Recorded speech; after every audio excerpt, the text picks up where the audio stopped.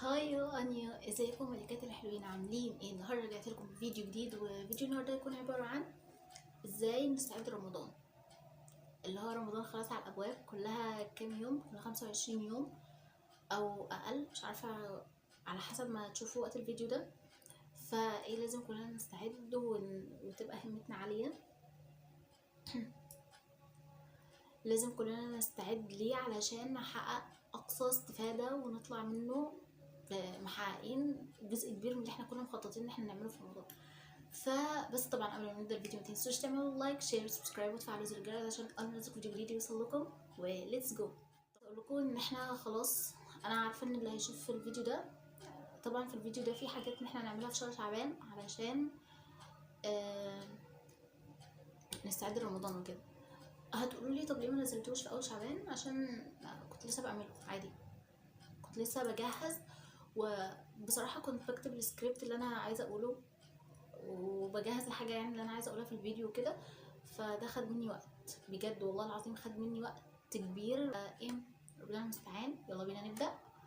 ومتنسوش تعملوا لايك واشتراك، شايفاك. المهم، طبعا بصوا، عايزه احكي لكم حكايه كده يعني. في طالب في الجامعه، الدكتور بتاعه قال له ان اخر السنه، اخر السنه هلم الملفات بتاعتكم، هشوف انت عملت ايه حلو وعملت ايه وحش، واكتر حد هيعمل انجازات هيبقى معيد في الجامعه. كلهم خلاص اتحمسوا واستعدوا. والطالب ده فضل يعمل انجازات كتير حرفيا، اللي هو خلاص الملف بتاعه بقى كله انجازات، مفيش غلط عمله ولا اي حاجه يعني، ولا حتى حاجه صغيره كده محدش هيلاحظها. لا، هو خلاص هو عايز يبقى معيد في الجامعه. فجه في اخر سنه، الدكتور بتاع الجامعه بتاعه كده يعني، لم الملفات بتاعتهم كلها وايه، وجه وجمعهم، فضل يشوف ملف ده وده وده، والطالب ده في الاخر هو اللي فاز وبقى معيد في الجامعه. فعايزه اسالكم انتوا بقى سؤال. الطالب وافعاله اللي كان بيعملها دي كانت حلوه ولا لا؟ اكيد كلكم بتقولوا طبعا، يعني ده هيبقى معيد في الجامعه. فماشي، يعني انتوا كده متفقين ان الطالب كان عنده حق ان هو يعمل كل حاجه، كل انجاز عشان يفوز ان هو يبقى معيد في الجامعه، صح؟ فاكيد كلكم بتقولوا ايوه، يعني من العبيط اللي هيسيب فرصه زي دي، صح؟ طب انت بقى، يعني انت بقى، انا مالي. لا، اللي هو انت، انا مش طالب في الجامعه، انا اخري تانية ثانوي بجد يعني. لا مش قصدي ان انت، طب وملفك بقى، ملفك اللي انت هتتعرض بيه قدام ربنا، عايزه يبقى فيه ايه؟ عايز تدخل الجنه ولا؟ طبيعي يعني، كلنا عارفين. انا قصدي تاني، فلازم يبقى الملف بتاعنا يبقى مليان طاعات وعبادات وأعمال صالحة علشان نقدر نخش بالجنة ونفوز بالجنة وربنا يتوب علينا ويحبنا ويدخلنا الجنة. كلام مفيهوش حاجة غلط، صح؟ فعندنا شوية حاجات كده محتاجين نمشي عليها، علشان يعني منها ان احنا هنستعد لرمضان، ومنها ان احنا نتغير للأحسن بصراحة يعني. فلان الحاجات دي تتعمل في رمضان شعبان اي يوم في السنه، لان ده اوريدي المفروض ان احنا نكون بنعمله. فايه، جاهزين بقى تعرفوا ايه الحاجات اللي احنا المفروض نمشي عليها؟ بس قبل ما نمشي، انا عندي كلام صغنطوط قد كده محتاجه اتكلم فيه بصراحه. هقول لك، احنا كمسلمين كلنا لينا يوم عرض واحد بس بتقارير مختلفه وملفات مختلفه. يعني يوم العرض اللي احنا هنتعرض فيه على ربنا باعمالنا، بكل حاجه احنا عملناها. فانت ليك طريقين، اتنين: يا هتبقى مبسوط بعملك اللي انت عملته وفرحان بكل حاجة انت عملتها وبالأعمال اللي ربنا وفقك ان انت تعملها وتبقى من أصحاب هذه الآية. فأما من أوتي كتابه بيمينه فيقول هاؤم اقرءوا كتابيه. وللطريق التاني هتتحسر وهتندم على العمر اللي انت ضيعته في اللهو واللعب في الوقت الفاضي، هتندم على عمرك بجد وعلى نفسك، وهتبقى من أصحاب هذه الآية. وأما من أوتي كتابه بشماله فيقول يا ليتني لم أوت كتابيه ولم أدر ما حسابيه يا ليتها كانت القاضية. فهو يا هتبقى في الجنة مصيرك يا جنة يا نار، ونستعيذ بالله من أن نكون في النار. من رحمة ربنا بينا إن احنا لينا عرض، إن هو حدد لنا ميعاد معلوم للعرض قبل العرض النهائي، وده رحمة له مننا بصراحة يعني بجد. فلأن ربنا عايزنا نتوب، عايزنا نتسارع عن التوبة ونجددها، نجدد النية إن احنا هنتوب وخلاص، هنعزم خلاص إن احنا هنتوب وهنعمل كل عمل صالح يقربنا ليه. فلأن ربنا مش عايزنا المشقة والتعب أصلا، يعني لأن هو ربنا بيقول والله يريد أن يتوب عليكم ويريد الذين يتبعون الشهوات أن تميلوا ميلا عظيما. ربنا مش عايزنا التعب، مش عايزنا مشقة، عايزنا إن احنا نعبده، لأن هو أصلا مش محتاج حاجة من عبادتنا ده أولا يعني. بس دي وسيلة، يعني ده سبب من الأسباب ووسيلة إن احنا نتقرب له بيها ونخش الجنة إن شاء الله بإذن الله يعني. ربنا عايزنا نبعد عن الشهوات والملذات وما ننحرفش عن الدين انحراف كبير. فعشان كده احنا لينا احنا لينا 3 جماعة عرض ايه، احنا لينا 3 عروض على ربنا. العرض الاول بيبقى عرض يومي، عملك بيترفع مرتين، مرة بالنهار ومرة بالليل، وده اللي بقى عشان نلحق ان احنا نصلح من نفسنا، عشان نلحق نصلح من نفسنا ونتوب ونستغفر. وده رحمة من ربنا بينا بجد، يعني اللي هو العمل اللي انت بتعمله بالنهار سواء كان ايه، يعني لو انت عصيته بالنهار واترفعت صحيفتك، فانت عندك فرصة بالليل ان انت تصلح من نفسك وتتوب، وربنا ان شاء الله هيقبل توبتك، لان انت اي عمل بتعمله في النهار يرفع، واي عمل بتقوم به في الليل يرفع برضه. وده رحمة يعني لان ربنا لا تخفى عليه خافية ولا ينسى احدا من عباده. وان الميعادين، اول ميعاد من صلاة المغرب، من صلاة الفجر لصلاة المغرب، والميعاد التاني من صلاة المغرب لغاية قبل الفجر بشوية. واصلا الوقت ده شرع فيه اذكار صباح مساء نوم، اذكار بعد الصلاة، اي حاجة. تمام. فطب انا عايزه اسال سؤال بقى، يعني هو حد دلوقتي بيتفرج على الفيديو ما سالش نفسه طب هو ليه ربنا عرفنا الميعاد؟ رحمة بيه، هو عرفنا الميعاد عشان هو رحيم بينا ورؤوف بينا، وعلشان برضو ان احنا ننتبه لو عملنا اي عمل او اي ذنب نلحق نتوب ونستغفر ونهلل ونكبر ونذكر ربنا ونستغفر كتير كتير كتير، لان المداومة على الاستغفار بيمحو الذنب. فلان هو والله بجد بجد لان ربنا عايزنا ان احنا عايزنا نتوب، مش عايز يخلينا، مش عايزنا نتعب، مش عايزنا نبقى عايشين في مشقة ولا تعب. كم انت رحيم يا رب، بجد بجد والله العظيم بجد ربنا رحيم قوي قوي، اللي هو رحيم بينا لأبعد حد. اللي هو انتوا لو جيت فكرتوا في كل النعم اللي هو مديها لكم، فاللي هو بجد لا انا بعصيه ليه بقى؟ ملهاش تفسير بصراحة، غير ان انت بتجري ورا شهواتك وبتجري ورا اللي يبسطك بس. فدايما دايما ادعوا بالدعاء ده، يا رب ما قصرنا إلا لضعفنا، وما غفلنا إلا لجهلنا، وما لدينا سوى رحمتك ومغفرتك بنا يا رب العالمين. اللهم تب علينا واسترنا فوق الأرض وتحت الأرض ويوم العرض عليك. بجد اللي هو أنا كل شوية بعيد الفيديو عشان أنا هعيط، والله العظيم بجد هعيط. العرض التاني وهو العرض الأسبوعي، من رحمة ربنا بينا جعل لنا عرض آخر ورفع آخر الأعمال. ليه بقى؟ علشان اللي تاب أو اللي عايز يتوب وعمل أعمال صالحة تغفر خطيئته بإذن الله تعالى. ربنا عايز يتوب علينا، والله العظيم عايز يتوب علينا، اللي هو زي ما قلت لكم مش عايزنا نعيش في مشقة ولا تعب، وبيدينا فرص كتير، فرصة والتانية والتالتة، بيديك فرص كتير قوي لحد ما حياتك تنتهي وتقف.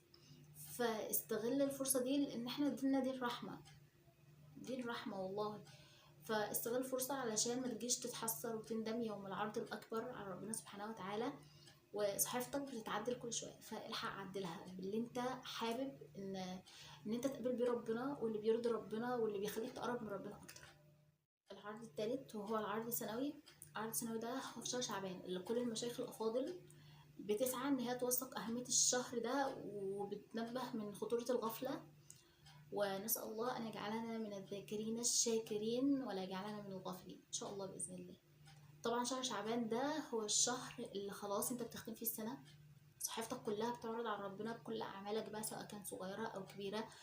فانت شوف بقى، انت حابب تختم سنة ازاي، وحابب ربنا يشوفك ازاي. شهر شعبان خطير جدا والله، زي ما بقولك كده، يعني اللي هو كل أعمالك اللي انت عملتها وبتعرض على ربنا، اي حاجه كنت خايف ان الناس تعرفها وتشوفها، ربنا شافها وعرفها، اللي هو اوريدي اصلا كان عارفها. يعني الانسان مننا بيتكسف لو حد عرف حاجه هو كان عاملها ومش عايز حد يعرفها، بل هو ما بيتكسفش، هو بيخجل وبيخشى من الفضيحه. كيف يكون امام الله؟ الا تخجل من ربك، الا تخشى من ربك وهو احق ان تخشاه، هو احق أن تبذل جهدك لرضاه. كيف يكون حياؤك من الله بجد؟ يعني اللي هو بصوا، عايزة أقول لكم إن إحنا كلنا خطائين، وخير الخطائين التوابين، لأن الإنسان مش معصوم من الخطأ. بس ارجع وتوب، ربنا هيقبل توبتك والله العظيم. اللي هو خلاص، مش أنت انحرفت عن الطريق، فلو رجعت تاني هتقول لا ربنا مش هيتقبلني عشان عملت ذنوب كتير. انت مالك هيتقبلك ولا مش هيتقبلك؟ ما تسعى انت وان شاء الله هيتقبلك. يعني في ايه يا جماعه، في ايه؟ فاللي هو بجد فوقوا وارجعوا تاني، توبوا، قدامكم عندكم شعبان، عندكم رمضان، تلحقوا والله العظيم، الحقوا نفسكم بالفوات الاوان، عشان ما تجوش تندموا تتحسروا على على الوقت اللي عدى اللي انتوا عملتوا فيه ذنوب كتير ده. خلاص انسوه، ابدأوا من النهارده صفحة جديدة. اول ما تشوفوا الفيديو، اول ما تشوفوه، خلاص ابدأوا صفحة جديدة. انا خلاص يا رب انا تبت وبدأت صفحة جديدة، مش هعمل اي حاجة تغضبك تاني، ولو عملت ارجع تاني. اللي هو انت تبت 1000 مرة، 1001 يا حبيبي، خليها 1001، مليون وواحد، مش فارقة. تعامل مع رب كريم، اللي هو انت بتتعامل مع رب كريم. مش عارفة انا طريقة كلامي اتغيرت ليه بقى، والله العظيم بجد. اللي هو انا وانا بمنتج الفيديو هقعد اضحك على طريقة كلامي اللي انا بتكلم بيها دي، بس مش مشكلة بقى. ما تملوش من التوبة، يعني انت توبت كتير لما لا نهاية، خليها ما لا نهاية واحد. مش عارفة اللي انا بقوله، بس اللي هو توب يا حبيبي، يعني والله العظيم ربنا هيقبلك. لا تملوا من التوبة لأن الله لا يمل حتى تملوا. استعد رمضان، واشحن قلبك وقوي إيمانك وروحك بذكر الله، بالدعاء، بالاستغفار، بقراءة القرآن، بفهم الآيات ومعانيها وتدبرها. فاللي هو علشان والله العظيم انت لو واظبت على كل حاجة أنا هقولها إن شاء الله، والله العظيم بجد هيجي عليك رمضان وهتحس ان في حاجة جديدة اتغيرت، هتحس ان انت بقيت شخص تاني، شخص غير ملتزم، او ملتزم نص نص يا سيدي، هنقول ملتزم نص نص، لشخص خلاص بقيت كل حياته ربنا، وهو بيفكر بس ان هو انا اعمل ايه عشان ارضي ربنا، اعمل ايه عشان اتقرب من ربنا. فاياك والغفلة في شهر شعبان. ليه شهر شعبان عرف، او احنا عرفناه بشهر الغفلة؟ ليه بقى؟ فكروا كده ليه. عايزاكم تجاوبوني، يعني انا عايزه قبل ما اقول لكم ليه، انتوا قولوا لي بقى ليه شعبان شهر الغفله. قلتوا، هقول لكم انا ليه شعبان شهر الغفله. ليه شعبان شهر الغفله؟ لان في كتير مننا بيعمل عبادات كتير في رجب، بيستعد في رجب رمضان. يعني اللي هو لان في كتير مننا بيعمل طاعات وخلاص، وبيعمل طاعات كتير في رجب وعلشان يستعد رمضان، وبيعمل العبادات في رمضان كذلك، بس بينسى ان في شهر في النص بقى، شهر شعبان، اللي هو الشهر اللي بترفع فيه الاعمال الى الله سبحانه وتعالى. شهر من احسن شهور، اللي هو كفايه ان انت خلاص انت عارف ان هو الشهر ده هيخلص بعد رمضان على طول، اللي هو بجد. فان قال النبي صلى الله عليه وسلم ذلك شهر يغفل عنه الناس بين رجب ورمضان، وهو شهر ترفع فيه الأعمال إلى الله سبحانه وتعالى، فأحب أن يرفع عملي وأنا صائم. خلصنا كلام كتير عن شهر شعبان خلاص، وعرفنا ايه هي اهميته. ازاي بقى نستعد لرمضان؟ ندخل في موضوع الفيديو الاصلي. حاسه ان انا رغيت كتير قوي، مش عارفه، انا كل شويه اصلا بفصل، كل شويه الفيديو بيفصل بسبب مش عارفه التليفون بيسخن، فكل شويه بيفصل. هتلاقوا ان انا كل شويه بفصل وارجع تاني. مهم، هي والله العظيم حاجات صغيره بسيطه اصلا، اغلبنا بيعملها. فبس اللي هو انا جمعت لكم الحاجات الاساسيه اللي انتم المفروض تمشوا عليها. مهم، كفايه رغي، بص ايه، كفايه. اول حاجه الصلاه على اوقاتها. الصلاه نوافل، يعني بصوا امشوا بالتدريج. خدوا مثلا اول اسبوعين واظبوا على الصلاه، بعد كده ضيفوا النوافل، وهكذا يعني. فهسيب لكم صوره للنوافل هنا، اللي هي الركعتين قبل الفجر وكده يعني. هسيبها لكم هنا هي. تاني حاجه قراءه القران، حتى لو ايه واحده في اليوم. اللي هو افتكر دايما ان قليل دائم خير من كثير منقطع. يعني عند ربنا احسن ان انت تبدا بايه، بدل ما تبدا اول مره بجزء وخلاص وما تكملش. لا، ابدا بايه، بعد كده نص صفحه، اللي هو مش ايه يعني، انا بقول مثال. مثلا ابداوا نص صفحه، بعد كده صفحه، هكذا زودوا لحد ما تيجوا عند رمضان تكونوا وصلتوا للجزء ان شاء الله باذن الله. تالت حاجه قيام الليل. قيام الليل بجد، انت لما تيجي تصلي قيام الليل كده والبيت كله نايم، اللي هو في بتحس بلحظة هدوء وصفاء ونقاء القلب بجد. اللي هو بجد والله العظيم انا عمري ما بحس براحة قد ما بحس براحة في اليوم اللي انا ببقى اصلي فيه قيام الليل. بعمل كل اللي في ايدي، بظبط منبه، بنام بدري عشان اصحى اصلي قيام الليل بجد يعني. فاللي هو والله العظيم بجد بحس براحة نفسية. اللي هو جربوا والله، انتوا لو جربتوا في يوم هتحسوا بالشعور اللي انا مش عارفه اقوله لك، مش عارفه اوصفه. وغير كده كفايه ان انت في قيام الليل بتطلبي من ربنا اللي انت عايزاه، والله بجد، واي حاجه انت عايزاها تطلبيها من ربنا في قيام الليل، وان شاء الله هتتحقق ان شاء الله باذن الله. تالت حاجه الاذكار. اذكار صباح مساء. هاتوا ورقه من على بنترست وعلقوها قدام المكتب بتاعكم في اي حته انتوا بتقعدوا فيها كتير، عشان تفتكروا ان ده وقت الاذكار. او لو انتوا بتنسوا، بعد صلاه الفجر انتوا هتصلوا السنه والفجر، تقعدوا تقروا اذكار بعد الصلاه. اقعدوا وقروا اذكار صباح، وبعد صلاه العصر كذلك برضو اذكار المساء، واذكار النوم طبعا قبل ما تناموا، طبيعي يعني. فايه، رابع حاجه الدعاء. ادعوا ربنا ان هو يثبتكم ويعينكم، لان هو في الاول، الطريق في الاول بيبقى صعب بجد والله العظيم، بيبقى صعب، لان ربنا بيختبر انت بجد صادق في نيتك ولا لا. يعني هو بيبقى صعب، انا ما بقولكوش بيبقى سهل، لا هو بيبقى صعب بجد. على ما تتعودي ان هو معلش من شخص ما كانش بيصلي، او كان بيصلي يوم ويسيب ب10 ايام، شخص خلاص هو قرر ان هو هيصلي وهينتظم في الصلاة وهيصلي بخشوع، وهيفهم معاني الايات ومعاني السور اللي هو بيصلي بيها. فمحتاجين همة عالية بجد علشان نواظب على الصلاة. وخامس حاجة لبسوا لبس شرعي، لبس يرضي ربنا. بلاش بناطيل يا حبايب قلبي، مريومه كده، بلاش بناطيل. يعني اللي هو مالها الجياب، ماله اللبس محتشم اهو، اللي هو مش قوي يعني، مش اللي ربنا امرنا بيه، مش قوي. بس احنا بنعمل واحده بواحده، الواحد ما بيطلعش السلم مره واحده. يعني مثلا في شهر شعبان قرري ان انت تبطلي بناطيل، بس جياب. ولو مش عندك جيبه واحده يعني هتقضي والله، واحده بواحده والله العظيم. في الاخر هتلاقي مره واحده ان انت كرهتي البناطيل، بس انت محتاجه ان انت تبداي. يعني مش خلاص يا رب والله العظيم عايزه البس، بس انا بلبس بناطيل بقى، لا. اللي هو بصي، اجبري نفسك والله العظيم مره واحده هتلاقيكي ما مش حابه البناطيل ومش عايزه تلبسيها تاني. وايه، خلولكوا ورد ذكر مخصص، استغفار، صلاه على النبي، تسبيح، تهليل، تكبير، حوقلة، كل ده. يعني اللي هو مثلا لو انتي بتساعدي مامتك في البيت، وزعيهم بقى. اللي هو بصي، قولي انا هروق المكان ده وانا بستغفر ربنا، هروق المكان ده وانا بصلي على النبي، وهكذا يعني. اكيد انتوا فاهميني. ولو انت بتغسل مواعين اسمعي قران، وايه، ومن كثره السماع على فكره هتحفظي. والله كثره ما بتسمعي الايات هتحفظيها والله بجد. فاتمنى ان النصايح تكون عجبتكم والفيديو يكون عجبكم. مش عارفه، انا حاسه ان الكلام مش مترتب مع بعضه، بس انتوا عارفين انا عندي رهبه اجتماع من الكاميرا والله بجد. يعني اللي هو مش عارفه هفضل كده لحد امتى. يعني انا هفضل كده لحد امتى انا مش عارفه. فالمهم الفيديو يكون خلص، طولت عليكم قوي وهوصل المغرب عشان اذن.